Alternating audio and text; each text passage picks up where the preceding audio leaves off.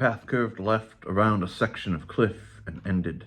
I stepped out into a broad apron of gently descending stone and stared. I believe I made the sign of the cross without thinking. Because this ledge ran due north and south for 100-meter cut of cliff, I could look due west along a 30-kilometer slash of cleft to open sky where the plateau ended. I realized at once that the setting sun would illuminate this slab of cliff wall under the overhang each evening. It would not have surprised me if, on the spring or autumn solstice, Hyperion's sun would, from this vantage point, appear to set directly into the cleft, its red sides just touching the pink-toned rock walls. I turned left and stared at the cliff face. The worn path led across the wide ledge to doors carved into the vertical slab of stone. No, these were not merely doors. They were portals, intricately carved portals with elaborate stone casements and lintels. To either side of these twin doors spread broad windows of stained glass, rising at least 20 meters toward the overhang. I went closer and inspected the facade. Whoever had built this had done so by widening the area under the overhang, slicing a sheer, smooth wall into the granite of the plateau, and then tunneling directly into the cliff face. I ran my hand over the deeply cut folds of ornamental carving around the door. Smooth. Everything had been smoothed and worn and softened by time. Even here, hidden away from most of the elements by the protective lip of overhang. How many thousands of years had this temple been carved into the south wall of the cleft? The stained glass was neither glass nor plastic, but some thick, translucent substance that seemed as hard as the surrounding stone to the touch. Nor was the window a composite of panels. The colors swirled, shaded, melded, and blended into one another like oil on water. I removed my flashlight from the pack, touched one of the doors, and hesitated as the tall portal swung inward with frictionless ease. I entered the vestibule. There is no other word for it.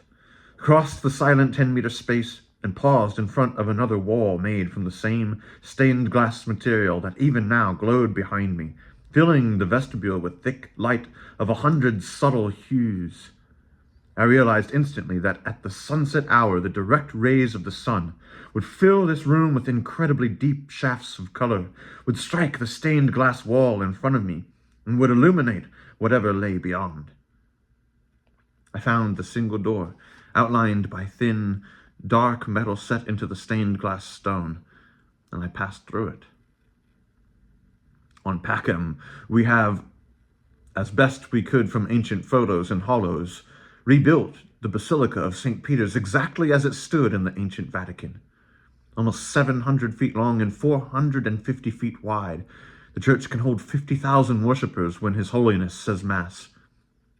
We have never had more than 5,000 faithful there, even when the Council of Bishops of all the worlds is in assembly every 43 years. In the central apse near our copy of Bernini's Throne of St. Peter, the great dome rises more than 130 meters above the floor of the altar. It is an impressive space. This space was larger. In the dim light, I used the beams of my flashlight to ascertain that I was in a single great room, a giant hall hollowed out of solid stone. I estimated that the smooth walls rose to a ceiling that must be only a few meters beneath the surface of the crag where the Bikura had set their huts. There was no ornamentation here, no furniture, no sign of any concession to form or function except for the object that sat squarely in the center of this huge, echoing cave of a room. Centered in the great hall was an altar, a 5-meter square slab of stone left when the rest was hollowed out. And from this altar rose a cross. 4 meters high, 3 meters wide, carved in the old style of the elaborate crucifixes of old Earth.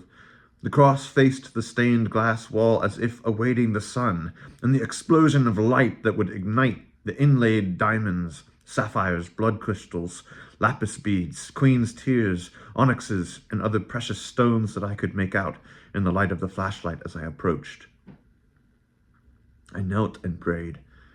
Shutting off the flashlight, I waited several minutes before my eyes could discern the cross in the dim, smoky light. This was, without a doubt, the cruciform of which the Bacura spoke, and it had been set here a minimum of many thousands of years ago, perhaps tens of thousands, long before mankind first left old Earth, almost certainly before Christ taught in Galilee. I prayed.